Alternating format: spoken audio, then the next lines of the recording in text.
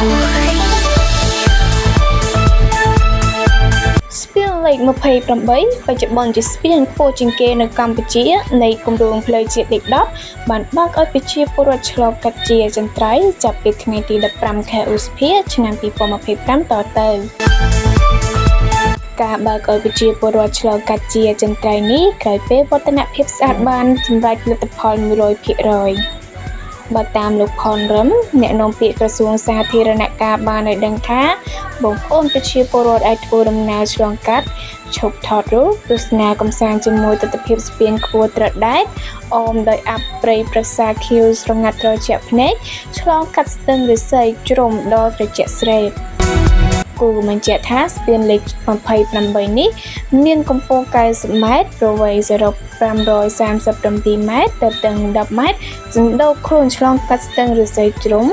ស្ថិតនៅភូមិឆាយលូកឃុំអូសោមស្រុកវាលវែងខេត្តពោធិ៍សាត់